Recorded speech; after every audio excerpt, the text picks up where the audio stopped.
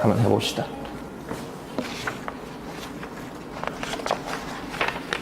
오문형부터 설명을 합시다. 페이지 2페이지.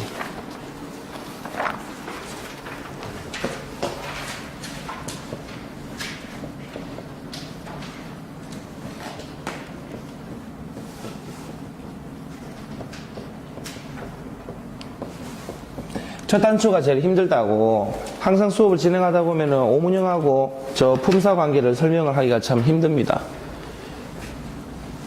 오문형이라고 하는 것은 문장의 기본 구성 성분이라고 하는 게 있는데, 어자를 써가지고 이제 주, 목적, 서술, 수식, 로 끝나는 요런 애들을 문장의 구성 성분이라고 그러거든요. 요 구성 성분을 가지고 5개의 뭐를 만들었냐 하면은 어떤 기본 포맷을 만들어 놔요. 가령 오문형에서 1문형 같은 경우에는 앞에 주어가 오고 뒤에 서술어가 오고, 그래서 내가 약자를 좀 쓸게요. 주어는 subject에 s를 따고, 서술어는 predicative라고 해서 p로 시작을 합니다, 원래. 그 다음에 목적어라고 하는 거는 object라고 해서 o로 시작을 하고요. 그 다음에 보어라고 하는 거는 complement라고 해서 c로 시작을 하고, 그 다음에 수식어라고 하는 게 있는데, 수식어는 원래 modifier이라고 해서 m으로 시작을 하거든요.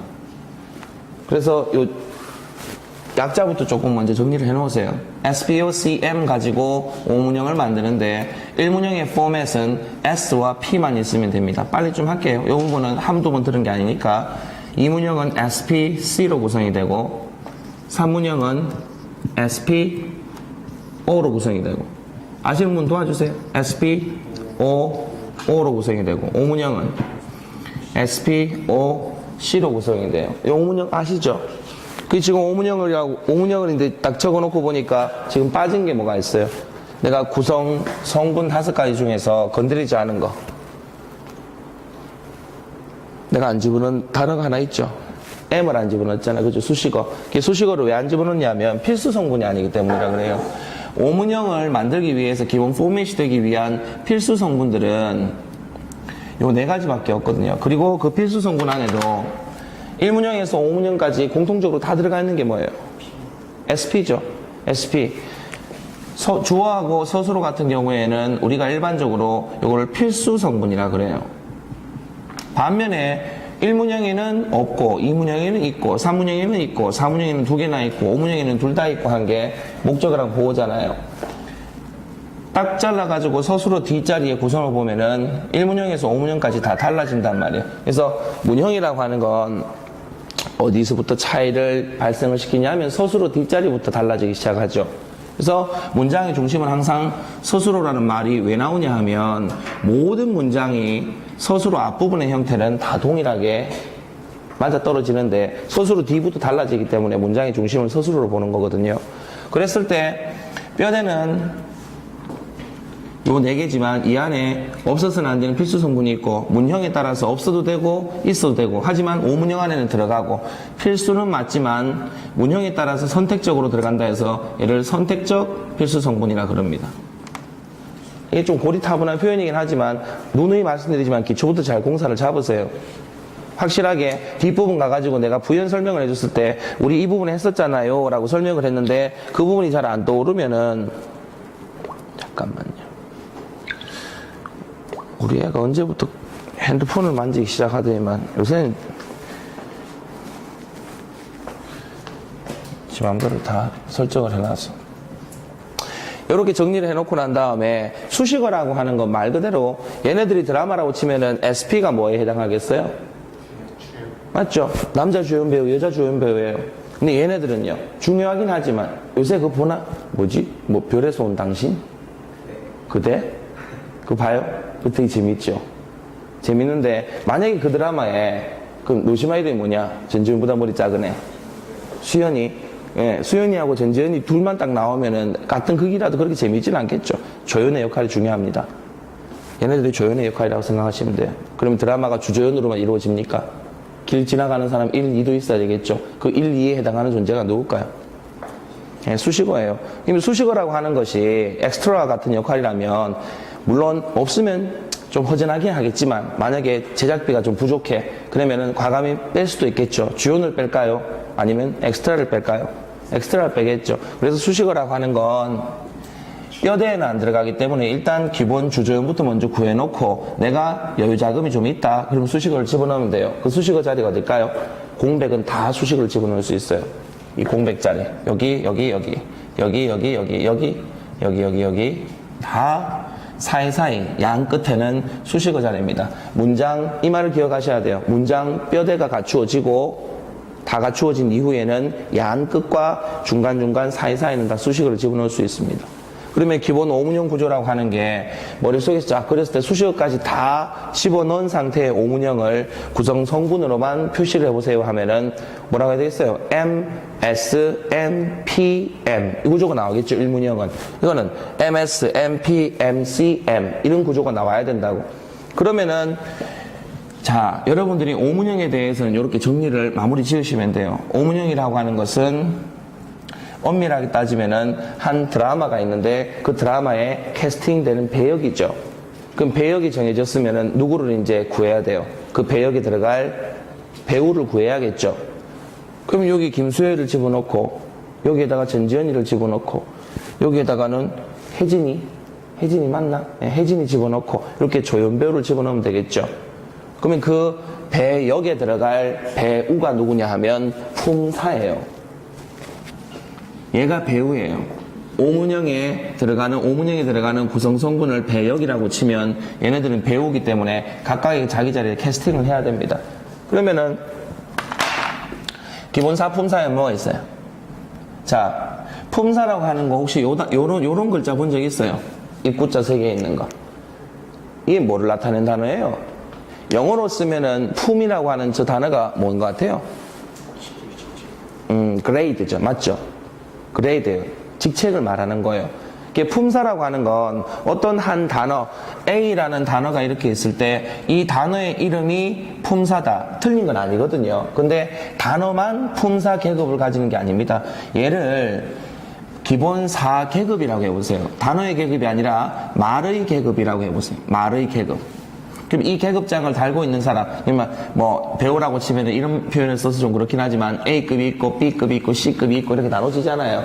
그러면 그 계급이라고 생각을 하면은 그 배우라고 하는 애가 키가 작은 애가 A급이 될 수도 있고 아니면 키가 요만한 애가 A급이 될 수도 있고 아니면 키가 정말 큰 애가 A급이 될 수도 있는 거잖아요. 길이에 상관없이 단어는 짧고 단어 2개가 모이면 구라 그러거든. 그리고 그 단어 2개 이상에서 주어 동사가 들어가면 절이라고 하는데 단어, 구, 절 이 모든 것들이 품사 계급은 동일하게 가질 수 있어요. 그러니까 단어 하나만 명사다라고 하는 그런 생각을 하시면 안 돼요. 물론 명사 중에는 단어 하나로 생긴 명사가 제일 많긴 하죠.